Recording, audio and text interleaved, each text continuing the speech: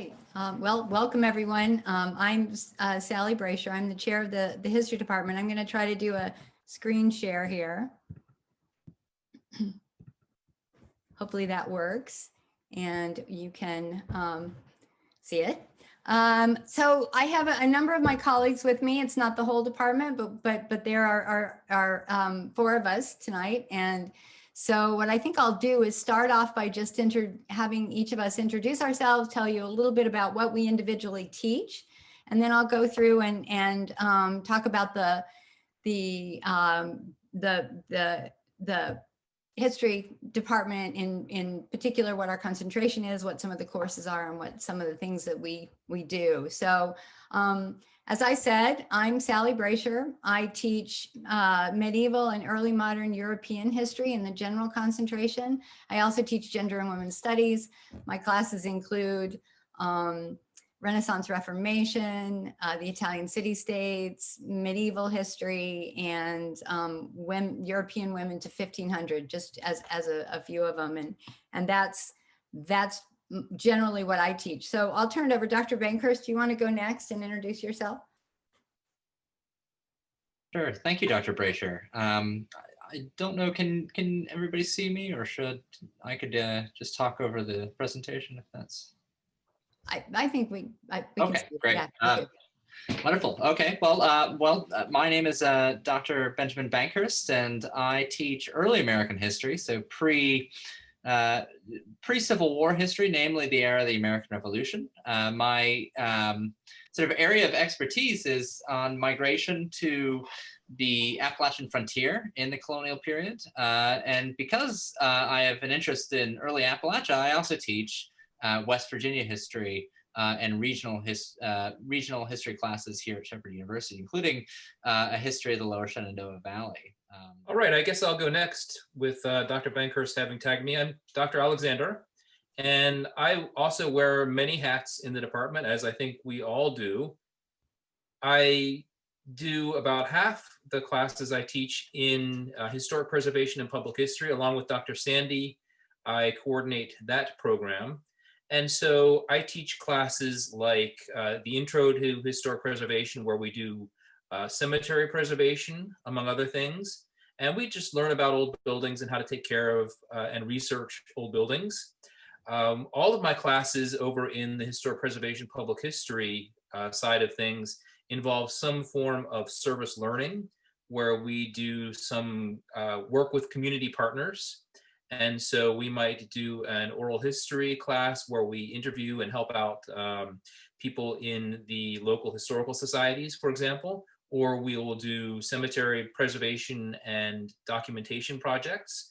I'm really excited to be working with the local African-American community next semester on an African-American cemetery here in Shepherdstown. I also teach classes in architectural history, and we're about to embark on a project involving researching and documenting a whole section of houses here in Shepherdstown, working together with the Historic Landmarks Commission. So we're actually contributing to the documentation that the town will use in the future to help it keep track of and organize the various residences and the various shapes that the residences are in here in Shepherdstown, and they'll be on the state's register as well. I'm going to turn things over, I guess, to Dr. Sandy. Along with Dr. Alexander, we co-direct the Historic Preservation and Public History program here at Shepherd. And whether you're interested in that program specifically or not, we always encourage our students to take some of the classes that we have in that. It's incredibly rare to have an undergraduate degree in public history. And so whether you're in a general concentration or the Civil War concentration, or what we affectionately refer to as HPPH, we encourage you to take those classes. We offer classes in archives, museum studies, material culture, battlefield preservation, and they're just a really great way to see all of the different things that you can do with a history degree. In addition to teaching teaching the Intro to Public History class and helping to run that concentration. My field is modern US, which means really anything after the Civil War. I teach classes that kind of span different time periods, starting with the late 19th century. I teach African American history, I teach women's history.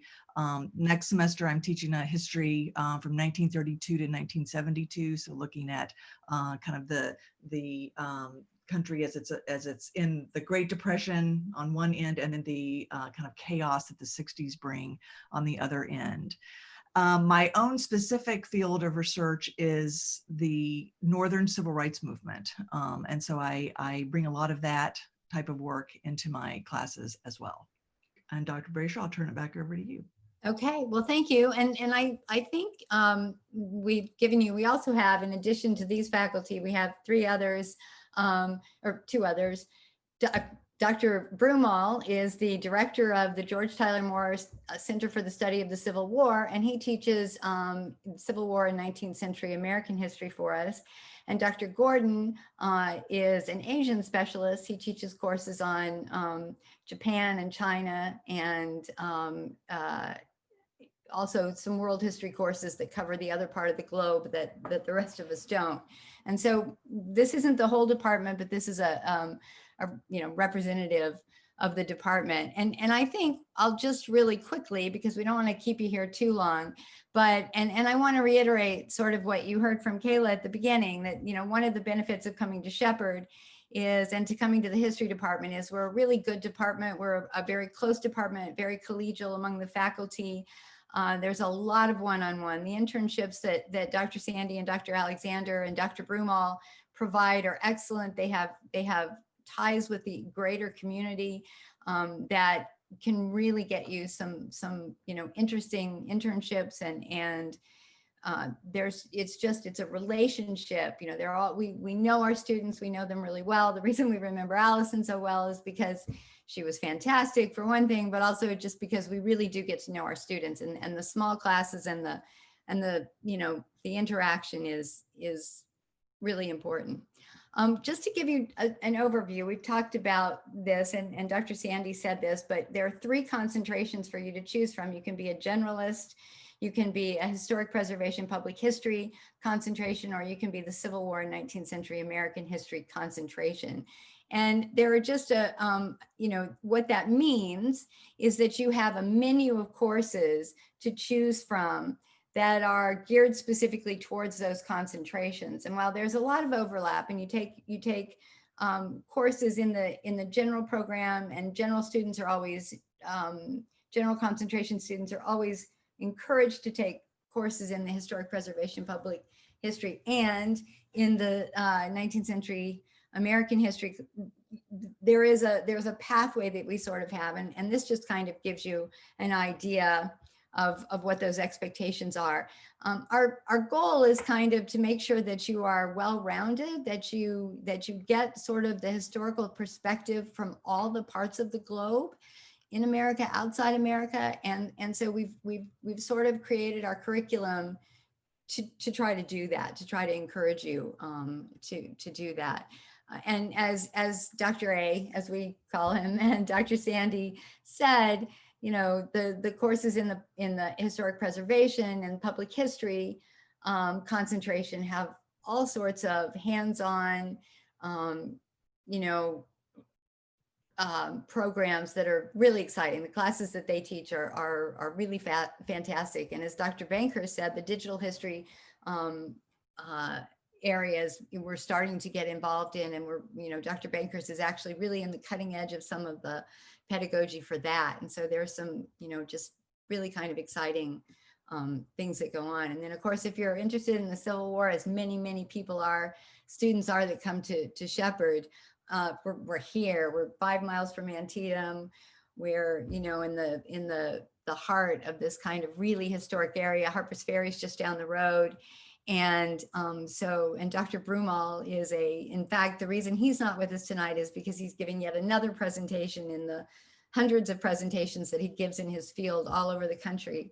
And so that's a really active program. And the Civil War Center is a really fantastic facility for students and for researchers and for the general public to come and learn about the American Civil War and the 19th century. So, and again, he also organizes and offers practicums or internships in the field. And so you can get some great opportunities there. Dr. Alexander told you about study abroad. We have a really fantastic study abroad program. I take students every summer, except this last one. I've taken students for 25 years, but this summer was the first that I haven't been able to do it. But we go to Europe.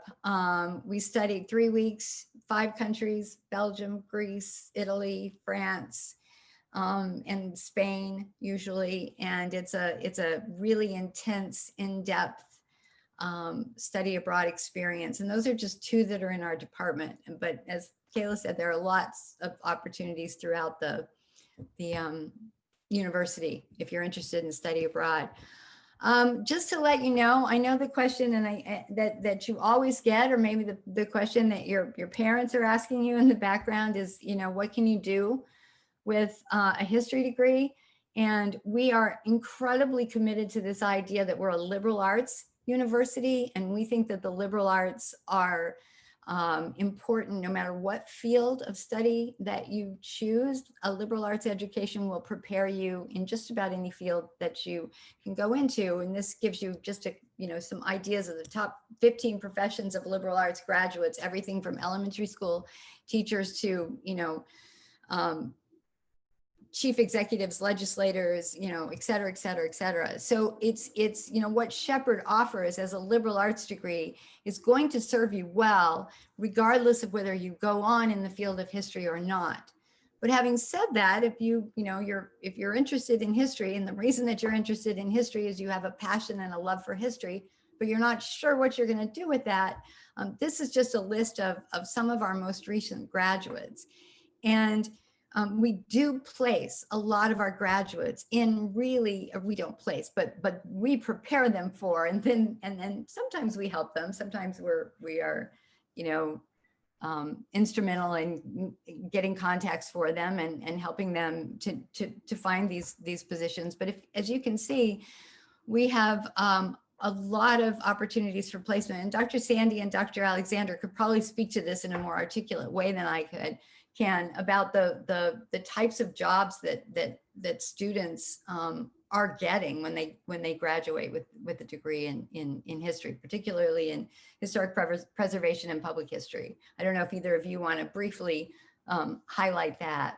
I did just want to say one thing. I mean, if you kind of skim down the list here, one of the really nice things about our department and where we're located, I like to say we're kind of in history heaven with all of the national parks around, the monuments. We're so close to DC, the museums, the battlefields. We have, again, just kind of history heaven here. And one of the nice things that we've really been able to do over the years is establish a great network of alumni throughout the Mid-Atlantic region, and really kind of up and down the East Coast. And so a lot of the places that you see here where we have former history department majors, they are now bringing in Shepherd students as interns. And then sometimes hiring those students on. Jody Brummage that you see here is the archivist for the Byrd Center for Congressional History and Education here on campus.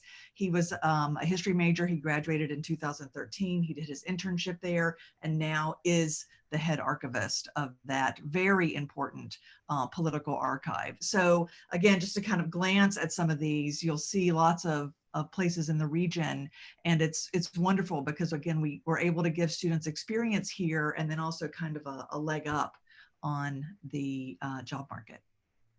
And I'll also just kind of finish that up by saying that many of you are going to work jobs that haven't even been invented yet.